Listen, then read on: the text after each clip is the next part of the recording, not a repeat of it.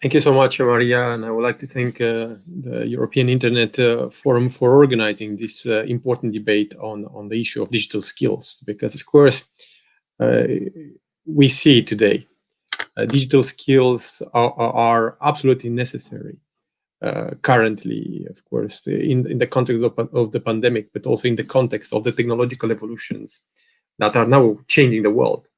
Therefore, of course, Europe has to take a leadership position in promoting digital skills.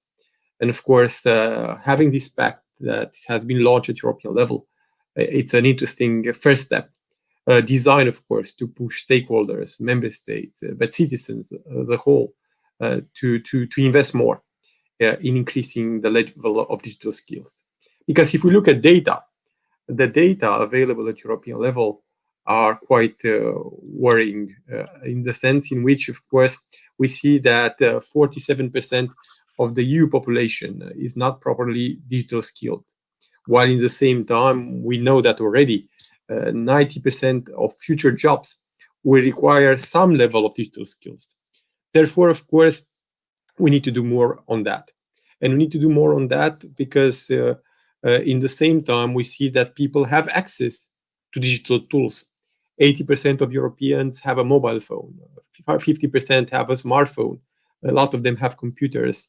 350 million Europeans use the internet every day. And of course, a lot of them have access to broadband. So of course, we need to make sure that the digital environment is accessible, but also digital tools, digital infrastructures are available for as many Europeans as possible, and that they are aware of the opportunities offered by those things that are available. And of course, in order to do that, we need to invest more in upskilling people, in developing digital literacy, in making sure that people are aware of how digital tools might be useful in their professional career, but also in the daily life. People have to be empowered, digitally empowered, to be capable of using those opportunities.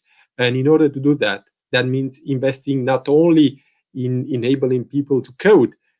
Developing digital skills means helping people to learn how to use digital infrastructures in their daily lives.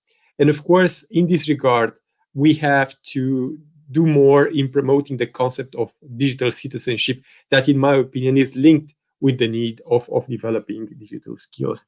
Digital citizenship means learning that today we are, of course, citizens that are using this huge infrastructure that is available for us, understanding that we have a digital identity, understanding that, of course, we are going online and many of Europeans are going online. 83% of Europeans surf the internet at least once per week.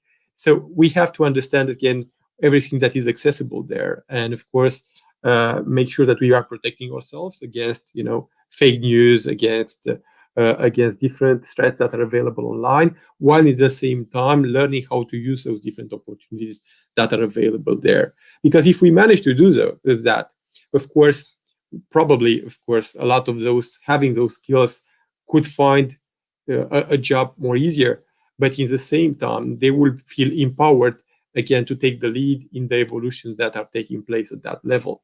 And of course, you mentioned that I'm a strong supporter of digital skills and education as a whole. In order to do that, we need to invest more in this direction. In the new European Recovery and Resilience Facility, we introduced there the need to allocate 20% for digital skills. We have that recommendation to allocate 10% for education. We have to make sure that member states are listening to the call that the European Parliament has been making in pushing for more investment in this important field. We have to make sure that we are delivering at European level, but also at national and local level, working with stakeholders like we are doing today. Thanks to this conference organized by the European Internet Forum, we are exchanging with different stakeholders, which might have different positions, but again, we are involving everyone in the process. And involving everyone in the process is absolutely necessary. From the digital skills coalitions to the new education hubs that we are trying to create across member states. From, stakeholders like yourself to citizens that get involved at local level. And we need to act right now. In this regard, of course, I have promoted in the last couple of years a lot of pilot projects and preparatory actions. In total, the value of the pilot project and preparatory actions that I have initiated go up to 60 million euros. Most of them are focusing on digital skills, are focusing on the introduction of new technologies and digital tools in education. We speak about fiscal digital education. We speak about the creation of digital hubs in all parts of Europe, and I initiated a very important preparatory action in this regard. We speak about the transformation of European industry using digital means. We speak about a lot of ideas, a lot of opportunities, and a lot of solutions that could be put in place in partnership, like you have said, Maria, very well, with the stakeholders that want to be part of the process. Because we are in front, and this is my last idea for the starting of our debate, digital transformation is right now. Digital revolution, the digital revolution has already started. We are in the middle of it. We cannot go back. And I sometimes have this feeling that some people would like us to go back. No, it's a reality. Either we are leading the process, or we are following others, or ignoring the situation and losing the game.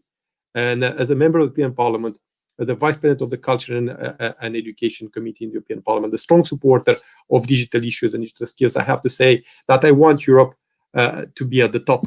I want Europe to be at a leadership position, but I want to make sure that digital opportunities are available for everyone. So making sure that we have a process that is accessible, and of course a process that is well established. And of course we are investing a lot in the quality of the process. This is also absolutely necessary in our opinion. And for that we need funds, we need allocation of important resources. We need to make, of course, come up with new initiatives. I'm a strong supporter of the European Digital Skills Certificate, this idea of European Digital Competence Framework, but I'm also a strong supporter of having certifications and different frameworks also for the infrastructure that is available. We need to define how the process is going, define this transformation, making sure that many European citizens have access to digital skills. And in order to do that, of course, we need your support, and we need everyone to be part of the process. Thank you, and I'm certain that we're going to have a very interesting and constructive debate today.